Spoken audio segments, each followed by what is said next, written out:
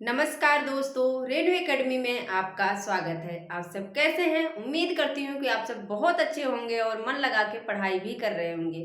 दोस्तों, कल हम आपको कुछ भी नहीं बता पाए तो मुझे खुद नहीं अच्छा लगता अगर जब हम आप लोगों को कुछ एक्स्ट्रा नहीं देते हैं, कुछ पढ़ाते नहीं हैं।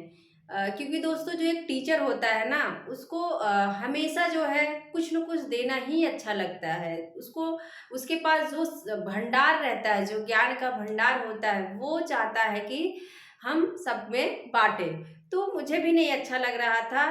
तो आइए, आज का जो हमारा टॉपिक है, क्या है? आलोचना। ये तो हम पहले से ही पढ़ रहे हैं। आलोचना जो सबसे कठिन लगता है हिंदी के विद्यार्थियों को। तो आलोचना की ही श्रृंखला में आज हम पढ़ेंगे शुक्लोत्तर युग की आलोचनाएं। दोस्तों, शुक्ल युग हमने पढ़ लिया है। आज हम जो है शुक्लोत्तर युग की रचनाओं को, आलोचनाओं को याद करेंगे। क्योंकि क्या होता है, सभी जानते हैं कि आलोचना का जो टॉपिक है वो बहुत कठिन लगता है, लेकिन हम बहुत ही, आइए देखते हैं, आसान तरीके से चीज़ों को समझते हैं। और हाँ, अगर चैनल पर नए हैं दोस्तों तो चैनल को सब्सक्राइब कर लीजिएगा, शेयर कर दीजिएगा, लाइक कर दीजिएगा। क्यों? क्योंकि हम बहुत ही आसान तरीके से चीजों को पढ़ते हैं। तो दोस्तों, क्या है, शांति प्रिय द्विवेदी हैं। उसके पहले उसके पहले जो है हम शुक्ल युग पढ़े थे। शुक्ल युग में शुक्ल युग में कुछ ऐसे आलोचक थे जो इम्पोर्टेंट है, जिसको हम छोड़ दिए थे। आइए अब देख लेते हैं। एक पूछा जाता है, काव्य में अभिव्यंजनावाद क्या है? काव्य में अभिव्यंजनावाद क्या है? अभिव्यंजना, दो बार हमेशा लिख देते, क्या है? काव्य में अभिव्यंजनावाद। ये अगर पूछता है कि किसका निबंध है, ध्यान दीजिएगा दोस्तों। पता है हमारे ज्यादातर क्वेश्चन क्यों गलत होते हैं? क्योंकि हम क्वेश्चन को सही से पढ़ते ही नहीं। देखा काव्य में अभिव्यंजनावाद किसका है, रटा पड़ा हुआ है रामचंद्र शुक्ल का। ये नहीं देखे कि वो आलोचना पूछ रहा है कि निबंध पूछ रहा है। अगर वो निबंध पूछता है तो किसका है? रामचंद्र शुक्ल का। अगर निबंध पूछता है, ध्यान दीजिएगा, अगर वो निबंध पूछता है तो किसको बताएंगे? शुक्ल का है। किसका है ये? शुक्ल का। लेकिन अगर वो आलोचना पूछ रहा है, शोध पूछ रहा है, किसका है? तो किसका बताएंगे हम? एक नाम है लक्ष्मी नारायण सुधांशु। कौन है? लक्ष्मी नारायण सुधांशु। सुधांशु कौन है? सुधांशु है। तो इनकी क्या है? आलोचना है। निबंध पूछे तो ये शुक्ल का है।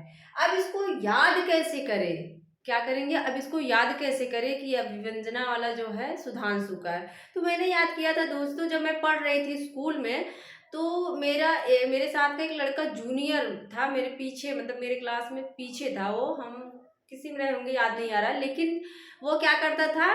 अभिव्यंजना किया करता था। जब भी कोई नाटक होता था, कोई एकांकी होता था, कोई प्रोग्राम होता था 15 अगस्त 26 जनवरी को, तो क्या किया था करता था? अभिव्यंजना किया करता था। मतलब वो उसका मंचन किया करता था। तो वहीं से हमने याद कर लिया था। जो सुधांशु था, सुधांशु नाम था उस लड़के का, तो सुधांशु क्या करता था?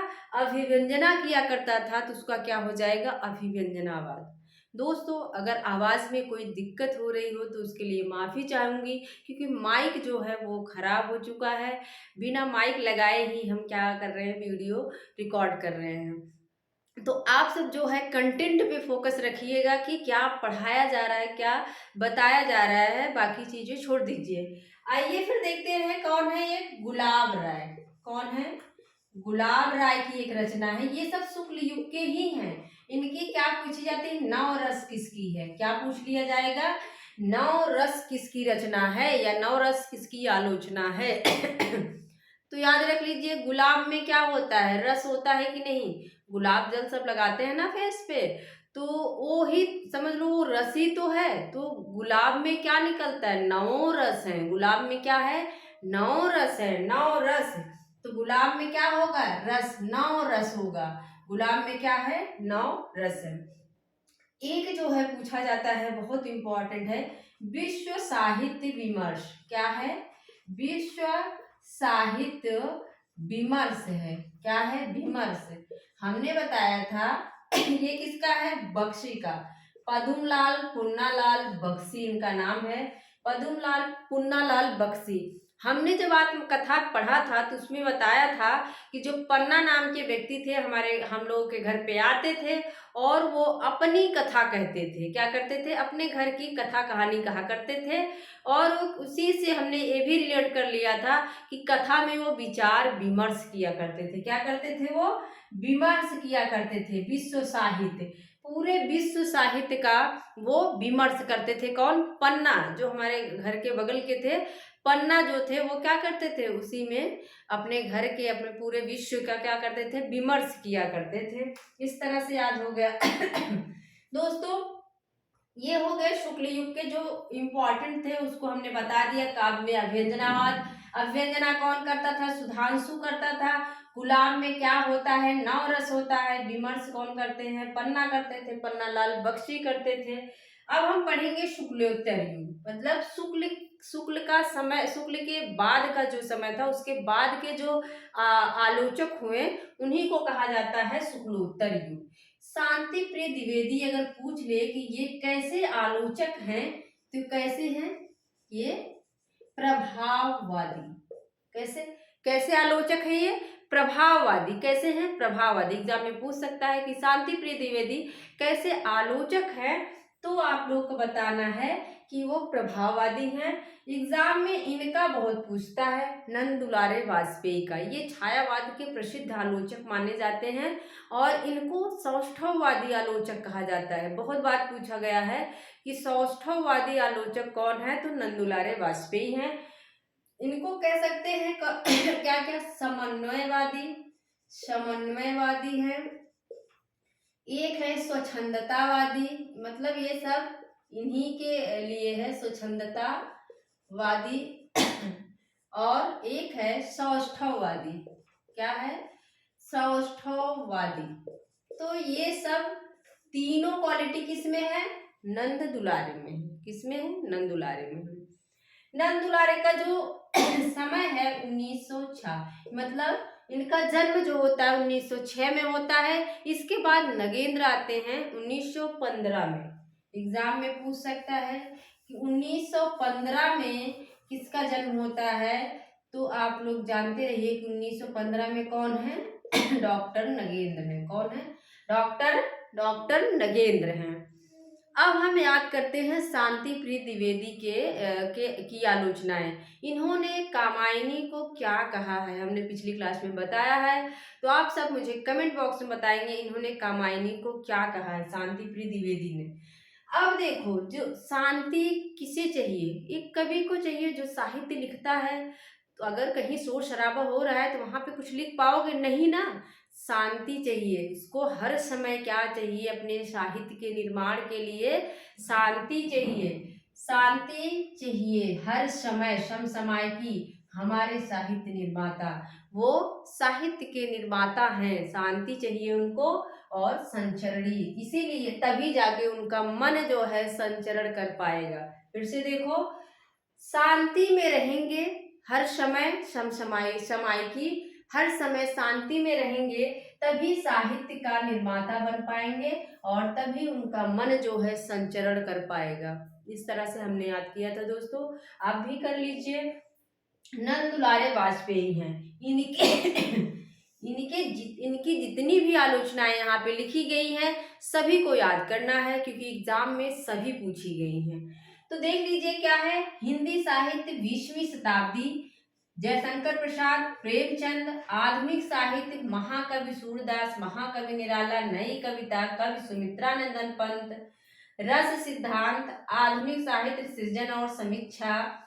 रीति शैली, नया साहित्य, नए प्रश्न। क्या है लास्ट में? नया साहित्य, नए प्रश्न। नंद दुलारे को देखिए। अब आप एक चीज देखिए कि रस सिद्धांत दो लोगों का है। रस सिद्धांत इनका भी है और रस सिद्धांत इसी नाम से डॉक्टर नगेंद्र ने भी लिखा है। रस मीमांसा अगर पूछता है, बहुत फंसाता है। रस मीमांसा हमने बताया था, मीमांसा किसमें है? राम में है, तो रामचंद्र शुक्ल का है। लेकिन रस सिद्धांत दो लोगों में है, नगेंद्र और नंद दुलारे वाजपेयी। एक रचना और मिलती जुलती है, सुमित्रानंदन पंत। याद रख लीजिए जो डॉक्टर नगेंद्र है ना, वो कभी नहीं लगाए हैं, उन्होंने सिर्फ सुमित्रानंदन पंत रख दिया है नाम अपनी आलोचना का, कभी नहीं लगाए हैं ये डॉक्टर नगेंद्र। लेकिन ये नंद दुलारे हैं, हमने इसको थोड़ा सा ट्रिकी कर लिया था, भाई ये नंद दुलारे हैं, बड़े दुलारे हैं, तो सबके सामने बड़े दुलार से बड़े आदर से नाम रखते हैं। कवि लिखे हैं, यहाँ लिखे हैं महाकवि निराला, महाकवि सूरदास, इन दोनों का नाम में नहीं लगाए हैं जयशंकर प्रसाद प्रेमचंद। बाकी निराला निराला के नाम के आगे इन्होंने महाकवि लगाया है, सूरदास के आगे भी महाकवि लगाया हुआ है, और सुमित्रानंदन पंत के आगे भी इन्होंने क्या किया है, कवि लगाया है। तो इस चीज को आप लोग ध्यान से देखते रहिए, ये चीजें जो है एग्जाम में बड़ी मदद करती हैं दोस्तों। अब देखो, इसको याद करना, नंद दुलारे, हमने जब भी नंद दुलारे को याद कराया उनको दुलारे नाम से याद करें, वह बड़े दुलारुआ थे। देखो दोस्तों, होता है कभी कभी बच्चा बड़ा हो जाता है, 20 साल का हो गया, फिर भी माँ बाप उसको बड़े दुलार से रखते हैं। लेकिन माँ बाप को दुलार एज देख के करना चाहिए, जब उसकी एज जितने जिस हिसाब से हो रही उसी हिसाब से उसको प्यार मोहब्बत करना चाहिए, नहीं तो बच्चे बिगड़ जाते हैं। तो फिर क्या है नंद दुलारे हैं, और इनका दुलार कब तक है, 20वीं शताब्दी तक, मतलब ये 20वीं शताब्दी तक 20 साल के हो गए फिर भी इनका दुलार ही नहीं खत्म हो रहा है। और ये किसके साथ रह रहे हैं, जयशंकर प्रसाद और प्रेमचंद, किसके साथ रह रहे हैं, जयशंकर प्रसाद और प्रेमचंद। दोस्तों ये बाद में है, ये पहले है, हमने बस याद करवाने के लिए आगे पीछे कर लिया है, तो आप सब इसका समय देख लीजिएगा। ये 42 में है, 40 मतलब जयशंकर प्रसाद ये पहले आएगी। तो ये 20वीं शताब्दी तक दुलारे बन के रहते हैं, और रहते किसके साथ हैं, जयशंकर प्रसाद और प्रेमचंद के साथ रहते हैं। इसके बाद क्या है, जब ये दुलारे हैं तो कैसे रहेंगे, आधुनिक टाइप के रहेंगे। दुलारे हैं भाई, इनको सारी सुविधाएं दी जाएंगी इनको अच्छे अच्छे कपड़े दिए जाएंगे, अच्छे अच्छे जूते मोजे तो क्या हुआ, ये कैसे हैं, आधुनिक टाइप के हैं, आधुनिक साहित्य लिखते हैं। और आधुनिक में सूरदास भी आ जाएंगे, क्योंकि इन्होंने जब कृष्ण का वर्णन किया है तो वहां पे राम की तरह पत्नी व्रता, एक जो पत्नी व्रता वाला होता है उस टाइप का वर्णन नहीं किया है। इनसे बहुत सारी गोपिकाएं प्रेम करती हैं, और ये भी जो है सबसे प्रेम के साथ रहते हैं। तो ये कैसे हैं, सूरदास की तरह हैं, कैसे हैं, नंद दुलारे जो है सूरदास की तरह है ना। तो महाकवि सूरदास और सूरदास के बाद फिर ये नंद दुलारे कैसे हैं, निराले हैं। सूरदास भी निराले थे, कैसे हैं, महाकवि निराला। फिर निराला की कविताओं में आप देखेंगे कि नई कविता के कुछ लक्षण दिखाई देते हैं। नई कविता हो गया, और नई कविता में ही कवि सुमित्रानंदन पंत भी आ जाएंगे। कुछ रचनाएं ऐसी हैं जो नई कविता से संबंधित है। इसके बाद नई कविता में सुमित्रानंदन पंत में क्या है, रस सिद्धांत भी है, कवि हैं, तो कवि रस तो लिखेगा ही, कवि सुमित्रानंदन पंत। तो कवि सुमित्रानंदन में क्या है, रस सिद्धांत में लिखते हैं। यहाँ तक हमारा खत्म। इसके बाद आगे की ट्रिक अलग से है। देखो, नंद दुलारे हैं, जब कोई दुलार रहता है बहुत दुलार से जब विपत्ति कोई आ जाती है तो उसकी आंखें खुल जाती है, फिर जाके वो आंखें खुल जाती है और कमाने वगैरह लगता है, चीजें बनाने लगता है। तो ये दुलारे थे, इनके भी साथ घटना हो गई, फिर ये क्या करने लगते हैं, आंखें खुल गई, सृजन और समीक्षा करने लगते हैं। फिर ये बनाने लगते हैं कि क्या क्या स्थिति हमारे घर की खराब है, उसको बनाने की कोशिश करते हैं। क्या करते हैं, सृजन और समीक्षा कौन करेगा, दुलारे करेंगे। जो दुलारे हैं, आंखें खुल गई हैं तो सृजन और समीक्षा करते हैं। और कैसे करते हैं, रीति और शैली से पूरा रीति रिवाज से करते हैं, रीति और शैली का प्रयोग करते हैं, बहुत अच्छे से रहते हैं। इसके बाद उसमें कैसे प्रश्न डालेंगे, रीति शैली में नया साहित्य, नए प्रश्न, फिर वो सारी चीजें नए तरीके से करते हैं। नंद दुलारे क्या करते हैं, नए तरीके से, नया साहित्य, नए प्रश्न। दोस्तों इसको एक से दो बार आप लोग देख लेंगे तो याद हो जाएगा। मैंने तो ऐसे याद कर लिया था, जब भी हम नंद दुलारे की रचनाओं को देखते हैं तुरंत याद आ जाता है। जब भी मैं देखती हूँ कहीं भी, भले मैंने वैसे कई दिन हो गया नहीं देखा रचनाएं, लेकिन जैसे ही मैंने देखा महाकवि निराला दिया है, महाकवि सूरदास दिया है, सृजन समीक्षा दिया। याद आ जाता है सृजन समीक्षा कौन करता है? दुलारे थे भाई, तो जग गए बाद में। और कैसे करते हैं? रीति शैली के माध्यम से करते हैं, बड़े रीति रिवाज से करेंगे ना। इसके बाद जब रीति रिवाज से करेंगे तो नई चीजें तो करनी है भाई, नया साहित्य, नए प्रश्न उसमें डालते हैं। फिर से देख लो फटाफट, शांति अगर रहेगी तो शांति में क्या करेंगे? हर समय शांति में साहित्य निर्माता करेंगे, साहित्य का निर्माण करेंगे, संचरणी।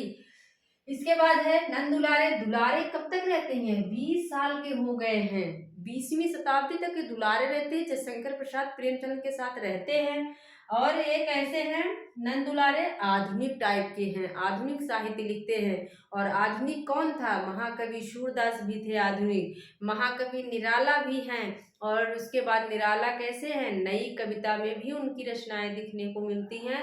नई कविता में सुमित्रानंदन, कवि सुमित्रानंदन पंत भी हैं। और कवि सुमित्रानंदन पंत की रचनाओं में रस दिखाई देता है, रस सिद्धांत लिखते हैं। यहाँ पे खत्म हो जाता है। इसके बाद नंद दुलारे जग जाते हैं, उनकी आंखें खुल जाती है, दुलार सारा निकल जाता है। वो क्या करने लगते हैं? सृजन और समीक्षा करने लगते हैं। सृजन मतलब चीजों को बनाने लगते हैं, सृजन समीक्षा। और बनाते कैसे हैं? बड़े रीति से करते हैं, रीति शैली से करते हैं। और उसमें नया साहित्य, नए प्रश्न, मतलब नए तरीके से चीजों को बनाते हैं। तो दोस्तों, हमारी ट्रिक कैसी लगी आप सब जरूर बताइएगा। मेरा पूरा वीडियो देखने के लिए आपका बहुत बहुत धन्यवाद। और हाँ, आलोचना हो या कोई भी टॉपिक हो, जब मैं पढ़ाती हूँ दोस्तों ना, जब मैं वीडियो बनाती हूँ तो उसका पूरा बनाती हूँ, जो इम्पोर्टेंट है वो देने की कोशिश करती हूँ। जो भी मुझे लगता है कि यहाँ से क्वेश्चन पूछे जाते हैं, उसको मैं कोशिश करती हूँ कि आप तक जरूर पहुँचाऊँ। मेरा पूरा वीडियो देखने के लिए आपका बहुत बहुत धन्यवाद। मिलते हैं अगले वीडियो में। Thank you.